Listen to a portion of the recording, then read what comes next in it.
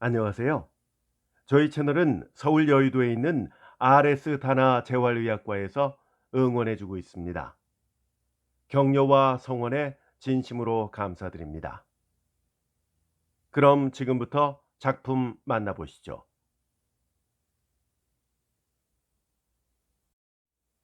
나오미가 입회한 지는 2주일밖에 안 됐고, 따라서 그녀가 연구에 출석하기는 단 2번임에도 불구하고 어느덧 그녀의 태도가 전혀 예측하지 않았던 방향으로 흐름을 알았을 때 나는 놀라지 않을 수 없었다.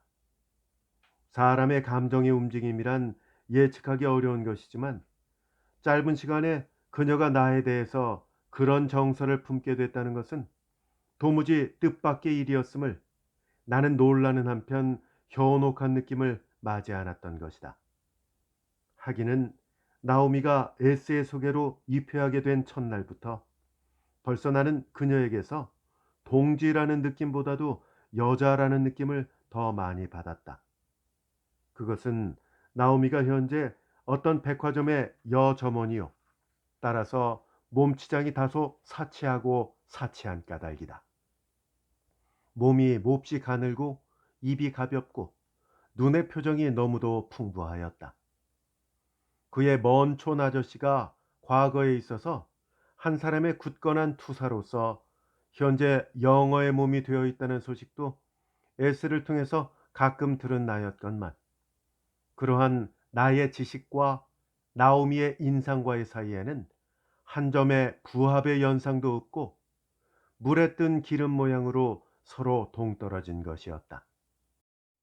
그것은 마치 같은 가지에 붉은 꽃과 푸른 꽃에 전혀 색다른 두 송이의 꽃이 천연스럽게 맺히는 것과도 같은 격이었다.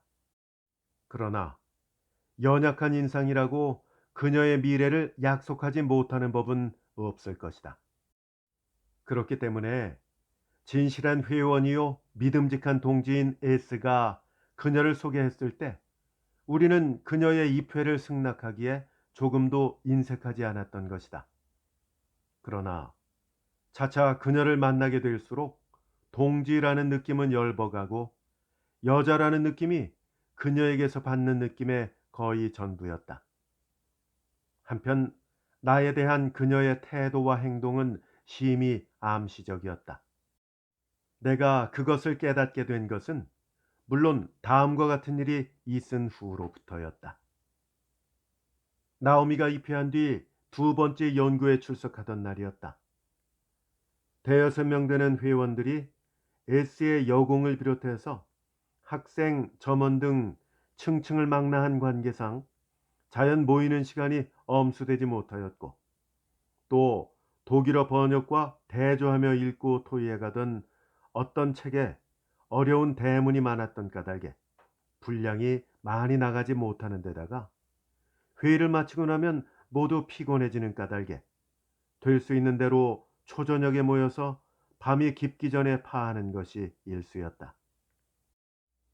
그날 밤도 일찍이 파하고 S의 집을 나오니 집으로 가는 방향이 같은 관계로 나는 또 나오미와 동행이 되었다. 어때요? 우리들의 기분을 대강은 이해할 수 있게 되었어요? 회원들 가운데서 피를 달리한 사람은 나오미 한 사람뿐이므로 나딕지 않은 그룹 속에 들어와서 거북한 부조화와 고독을 느끼지 않는가를 염려해오던 나는 어두운 골목을 걸어 나오면서 그녀의 생각도 들어보고 또 그녀를 위로도 할 겸 이런 말을 던졌던 것이다. 이해하고 말고요. 그리고 저는 이 분위기를 대단히 좋아해요. 저를 맞아주는 동무들의 심정도 좋고 선생님께 대해서는 더구나 친밀한 느낌을 더 많이 품게 되었어요. 그렇다면 다행입니다. 혈족에 대한 그릇된 편견으로 인해서 잘못을 범하는 예가 아직도 간간히 있으니까요. 깨달음이 부족한 까닭이겠죠. 어떻든 저는 우리 회합에서 한 점의 거북한 부자여도 느끼지 않아요. 마음이 이렇게 즐겁고 좋아요. 진실로 즐거운 듯이 나오미는 몸을 가늘게 요동하며 목소리를 내서 웃었다. 미묘하게 움직이는 그녀의 시선을 옆 얼굴에 인식하면서 골목을 벗어나오니 내거리에 나섰다. 늘 하는 버릇처럼 모퉁이 서점에 들러서 신간을 한 바퀴 살펴본 뒤에 다시 서점을 나올 그때까지 나오미의 미소는 꺼지지 않았다. 서점 옆 과일점 앞을 지날 때 나오미는 그 미소를 정면으로 나에게 던지면서 복잡한 표정으로 나를 쳐다보며 제의하였다. 능금이 먹고 싶어요. 능금 말인가요? 그녀로서는 의외의 제의인 까닭에 나는 반문하면서 그녀를 바라보았다. 신선한 능금 한 입 베어 먹었으면. 나오미는 마치 내 자신이 한 개의 능금인 것 같이 과일점의 능금 대신에 나를 똑바로 쳐다보며 바싹 나에게로 붙었다. 나는 은전 몇 잎을 던져주고 받은 능금 봉지를 나오미에게 쥐어주었다. 걸으면서 나오미는 밝은 거리를 꺼리지 않고 새빨간 능금을 껍질째 버적버적 먹었다. 대담하군요. 어때요? 행길에서 능금. 프롤레타리아답지 않아요? 나오미의 하얀 이빨이 웃음을 띠며 능금 속에서 빛났다. 금욕은 프롤레타리아의 도덕이 아니에요. 솔직한 감정을 정직하게 표현하는 것이 프롤레타리아가 아닐까요? 그러나 밝은 밤거리에서 아름다운 여자가 능금을 버적버적 먹는 풍경은 프롤레타리아답다는 것보다는 차라리 한 폭의 아름다운 모던 풍경이었다. 그만큼 아름다운 나오미의 자태에는 프롤레타리아다운 점은 한 점도 없으며 미래에도 그녀가 얼마만한 정도의 프롤레타리아 투사가 될까도 잠옷 의문이었다. 너무도 아름답고 사치하고 모던한 나오미였다. 능금 좋아하세요? 능금 싫어하는 사람이 어디 있겠소? 모두 아담의 아들이요 이브의 딸이니까요. 자, 그럼 한 개 잡수세요. 나오미는 여전히 미소를 지으면서 능금 한 개를 나의 손에 쥐어 주었다. 그렇지요. 조상 때부터 좋아하던 능금과 우리는 인연을 끊을 수 없어요. 능금은 누구나 좋아하는 것이고 또 영원히 좋은 것이겠죠. 공간과 시간을 초월해서 높게 빛나는 능금이에요. 마치 저 하늘의 오리온처럼 길이길이 빛나는 것이에요. 능금의 철학인가요? 그렇게 말해도 좋아요. 그러니까 프롤레타리아 투사에게라고 결코 능금이 금단의 과일은 아닐 거예요. 밥을 먹지 않으면 안 되는 투사가 능금을 먹지 말라는 법이 어딨어요? 나오미의 암시가 나에게는 노골적 고백으로 들렸다. 그러므로 나는 예민하게 나의 방패를 내들지 않을 수 없었다. 그것이 진리인 것은 사실인데 문제는 가치와 효과에 있을 것이에요. 그리고 또 우리에게는 일정한 체계와 절제가 있어야 되겠죠. 아무리 아름다운 능금이기로 막 먹어대서 그것이 도리어 계급적 사업에 해를 끼치게 된다면 그것은 가엾은 짓이 아니겠어요?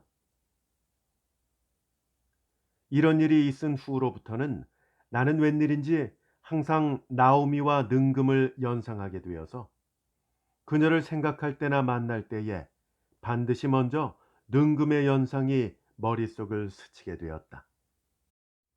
그렇게 해서 때로는 그녀가 마치 능금의 화신처럼 생각되는 때도 있었다. 물론 다음과 같은 일이 있은 후로부터는 그런 인상은 더욱더 두터워졌다. 두 주일가량 후였을까?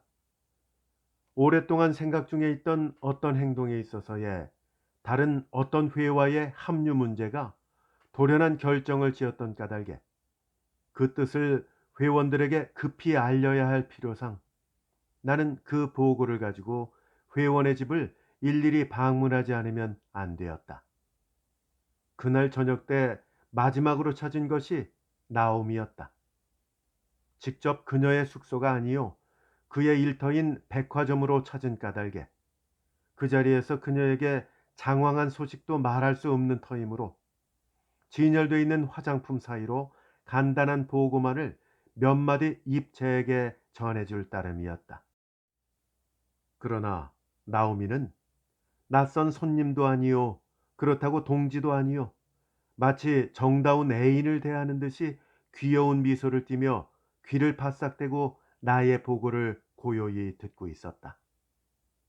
그러다가 나의 말이 끝나자 은근한 눈짓을 하고 그 자리를 떠나면서 나에게 그녀의 뒤를 따르기를 청하였다. 영문을 모르는 나는 의아하면서도 시침을 떼고 그녀의 뒤를 따라 같이 올라가는 승강기를 탔다. 위층에서 승강기를 내린 나오미는 층층대를 올라가 옥상 정원까지 나섰을 때 다시 은근한 한편 구석 철란간으로 나를 인도하였다. 무슨 일이에요? 심상치 않은 일이 있는 것처럼 예측되었기에 그곳까지 도착하자 나는 조급하게 물었다. 선생님께 드릴 것이 있어서요. 철란간에 피곤한 몸을 의지하여 흐트러진 머리카락을 쓸어 올리는 나오미는 조금도 조급한 기색은 없이 천천히 대답하면서 나를 넌지시 바라보았다. 나한테 줄 게 뭔데요? 뭐 같아요? 어, 글쎄. 그러나 나오미는 거기서 곧 대답은 하지 않고 피곤한 듯한 손짓으로 이지러진 옷자락과 모양을 고치면서 탄식하였다. 하루에 10시간 이상의 노동을 하려니까 피곤해서 못 베기겠어요. 그러니까 우리가 부르짖는 거 아니겠어요? 10시간 이상 노동 절대 반대. 그러나 지내보니까 이 속에는 한 사람도 똑똑한 아이가 없어요. 결국 이런 곳의 조직의 필요성은 아직 제 시기에 이르지 못한 것 같아요. 그래요.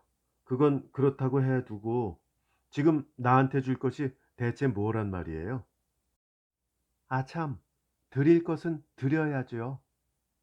하면서 나오미는 새까만 원피스 주머니 속에 손을 넣었다. 일전에 제가 선생님께 능금을 받았잖아요. 그러니까 저도 능금을 드릴 거예요.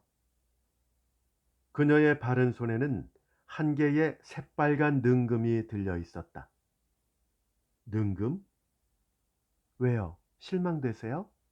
능금처럼 귀한 것이 세상에 또 있을까요? 동의를 구하려는 듯이 나오미는 나를 반드시 바라보았다. 저 아래를 내려다 보세요. 번잡한 거리에서 헤매고 꾸물거리는 저 많은 사람들, 저들이 찾는 것이 결국 무엇일까요? 한 그릇의 밥과 한 개의 능금이 아닌가요? 번잡한 이 거리의 부감도는 아름다운 능금의 탐색도인 것 같아요. 하면서 나오미는 거리로 향한 몸을 엇비스시 틀면서 손에 든 능금을 높이 쳐들었다. 흐트러진 머리카락과 옆 얼굴의 윤곽과 부드러운 다리와 손에 든 능금에 찬란한 석양이 반사돼서 완연 그녀의 전신에서 황금빛 햇살이 발사되는 듯했다. 그래서 그녀의 자태는 마치 능금을 든 이부처럼 성스럽고 신비로운 한 폭의 그림처럼 보였다. 능금 받으세요. 원피스를 떨쳐 입은 모던 이브는 단 한 개의 능금을 나의 앞에 내밀었다. 그녀의 자태와 행동에 너무나 현혹돼서 묵묵히 서 있으려니까 그녀는 어떻게 생각했던지 한 개의 능금을 두 손 사이에 넣고 힘을 썼다. 코카서스 지방에서는 결혼할 때 한 개 능금을 두 쪽을 내서 신랑 신부가 그 자리에서 한 쪽씩 먹는다고 그래요. 하면서 나오미는 두 쪽으로 낸 능금의 한 쪽을 나의 손에 쥐어주고 나머지 한 쪽을 그녀의 입으로 가져갔다. 천란간의 의지에서 저물어가는 거리의 부감도를 내려다보며 반쪽의 능금을 먹는 나오미의 자태는 아까의 성스러운 그림과는 정반대로 속되고 평범한 지상적 풍경으로밖에는 보이지 않았다. 그래, 나오미는 어떻게 생각해요? 콜론타이 자신 말이에요? 아니, 그거보다 와시리사 대해서 말이에요. 콜론타인은 러시아의 여성 정치가이자 세계 최초의 여성 외교관이다. 그리고 와시리사는 콜론타이에 저어서 붉은 사랑에 나오는 여주인공의 이름이다. 가지가지의 붉은 사랑을 맺어가는 와시리사의 가슴 속에는 물론 든든한 이지의 조정도 있었겠지만 그보다도 끓는 피와 감정에 순종하는 것이 더 많았겠지요. 이런 점에 있어서 저도 와시리사를 좋아하고 찬미할 수 있어요. 사업 제1, 연애 제2. 어디까지나 이 신조를 굽히지 않고 나간 것이 용감하지 않아요?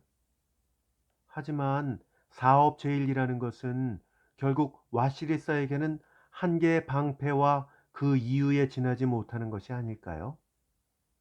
한 사람의 사나이로부터 다른 사나이에게 옮아갈 때 거기에는 사업이라는 아름다운 표면의 간판보다도 먼저 좋고 싫다는 감정의 식힘이 있을 것이 아닌가요? 결국 근본에 있어서는 감정 제1, 사업 제2일 거예요. 사랑은 그게 장난이 아니라 사랑인 이상 도저히 사업을 통해서만은 들 수 없는 것이에요. 무엇보다도 먼저 피차의 시각을 통해서 드는 것이니까요. 아니, 그렇다고 와시리사의 행동을 갖다가 곧 감정 제1, 사업 제2로 판단하는 것은 좀 심한 거 아닌가요? 근데 그게 솔직한 판단이죠. 그렇게 판단하지 않고는 와시리사의 행동을 이해하기 어렵거든요. 그리고 와시리사 자신의 본심으로 실상은 그런 판단을 받는 것이 본의가 아닐까요? 결국 와시리사는 능금을 대단히 좋아했고 그 좋아하는 감정을 솔직하게 표현했다고 할 수 있죠. 다만 그녀는 심히 얕고 영리한 까닭에 그것을 표현함에 사업이라는 방패를 써서 교묘하게 그 자신을 그리고 그의 체면을 보존하려고 했을 뿐이에요. 감격스러운 말로 인해 상기된 나오미의 얼굴은 책상 위에 촛불을 받아 더 한층 타는 듯이 보였다. 진한 눈썹 밑에 열정을 그득히 담은 눈동자는 마치 동물처럼 교교한 광채를 던지고 불빛에 물든 머리카락은 그 주위에 붉은 열정의 윤곽을 뚜렷이 발산하고 있었다. 결국 또 능금이군요. 그럼요. 능금이 아니고는 모든 것을 설명할 수 없어요. 아, 능금. 나는 내 자신의 의견과 판단도 있었지만 그것을 장황하게 말하는 것을 피하고 그 이야기는 그만 끝을 맺어 버리려고 이렇게 짧은 탄식을 하면서 거짓 하품을 하려 할 때 문득 나의 팔에 시계가 눈에 띄었다. 시간이 훨씬 넘었는데 웬일일까? 글쎄요. 아마 공장에 무슨 일이 있나 보네요. 아니, 다른 회원들은 어쩐 일이지? 연구회가 시작될 시간이 훨씬 넘었고 또 그곳이 S의 방임에도 불구하고 회원인 나오미와 나 두 사람이 먼저 와서 기다리고 있은 지도 이미 오래되었고 콜론타이의 화재가 끝났을 그때까지도 S 자신은 새로에 다른 회원들의 자태가 아직 한 사람도 보이지 않는 것이 이상해서 나는 궁금한 한편 초조한 마음을 금할 수 없었다. 공장에서 폭발할 듯한 기세가 농후해졌다고 하더니 기어코 폭발되었나 보네요. 글쎄, S는 그래서 늦는 것 같은데.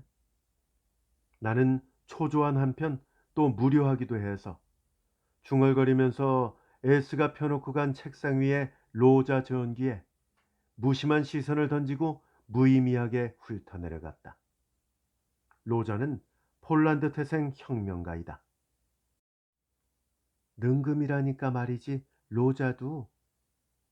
같이 쓸려 역시 로자 전기 위에 시선을 던진 나오미는 이렇게 화제를 돌리며 말을 이었다. 로자도 본국에 돌아올 때 사업을 위한 정책상 하는 수 없이 기묘한 연극을 해서 뜻에 없는 능금을 딴 일이 있었지만은 그것도 실상은 속에 속을 캐보면 전혀 뜻에 없는 능금은 아니었겠지요. 적어도 저는 그렇게 생각하고 싶어요. 나오미의 말에 끌려 새삼스럽게 나는 그녀와 같이 시선을 책상 위편 벽에 걸린 로자의 초상으로 무심코 던지지 않을 수 없었다. 그러자 웬일인지 갑자기 로자의 초상이 우리들의 시선을 거부하는 듯이 걸렸던 그 자리를 떠나서 벼란간 책상 위에 떨어졌던 것이다. 순간 책상 모서리에 부딪힌 초상화판의 유리가 바싹 부서지고 같은 순간에 화판 밑에 깔린 촛불이 쓰러지면서 방 안은 벼란간 어둠 속에 잠겨버렸다. 에그머니, 돌연히 놀란 나오미는 반사적으로 나에게 바싹 붙었다. 아이고, 그에 대해서 공연히 불손한 언사로 희롱한 것을 노여워하는 것이 아닌가? 돌연한 변의 뜨끔에서 이렇게 즉각적으로 느끼며 어찌할 바를 몰라 잠시 잠자코 있던 나는 그러나 더 놀라운 것을 당하였다. 벼란간 목덜미와 얼굴 위에 의외의 따뜻하고 부드러운 촉감을 받았던 것이다. 그리고 피의 향기가 나의 전신을 후끈하게 둘러쌌다. 다음 순간 목덜미의 부드럽던 촉감은 든든한 압박감으로 변하고 얼굴에는 전면 뜨거운 피를 끼얹는 듯한 화끈한 김과 향기가 숨차게 흘러오고 입술에는 타는 입술이 와서 맞닿았다. 그리고 물론 동시에 다음과 같은 떨리는 나오미의 애원하는 목소리가 후두기는 그녀의 염통의 고동과 함께 구절구절 찢기면서 나의 귀를 스쳤던 것이다. 안아주세요. 저를 힘껏 좀 안아주세요. 이효석 작가의 오리온과 능금 낭독해드렸습니다. 재밌게 잘 들으셨는지요? 이 제목의 능금이란 조상 때부터 좋아하던 것이었고 따라서 이미 예로부터 공간과 시간을 초월해서 높게 빛나던 오리온 성자와 같은 것이다 라는 얘기죠. 따라서 아담과 이브가 능금을 좋아했듯이 그들의 자손인 우리들도 마땅히 능금을 좋아해야 한다는 것이죠. 다시 말해 능금은 인간의 쾌락지향의 원초적이면서 원리적인 욕망을 은의적으로 응축하고 있다고 하는군요. 그래서 이성적인 판단이나 정치적인 이념에 앞서서 능금을 탐하는 인간의 본능적 욕구가 마치 저 하늘의 오리온처럼 기리기리 빛났다 하는 주장이 이 모던한 저자로서의 나오미의 현실적인 주장이라는 것입니다. 이 작품은 특별히 이호석 작가가 동반자 작가로서의 현실에 대한 관심이 관능적인 본능으로 옮겨가는 것을 잘 드러내 보여주는 것이라고 평가받고 있습니다. 오프닝에 말씀드린 것처럼 계용복 작가의 단편소설 연애사파 꼭 찾아서 들어보시고요. 그리고 재생 목록에 이호석 작가의 작품들을 따로 모아두었습니다. 역시 참고하시면 되겠습니다. 함께 해주셔서 감사합니다. 저는 더 좋은 작품으로 찾아뵐게요. 안녕히 계십시오.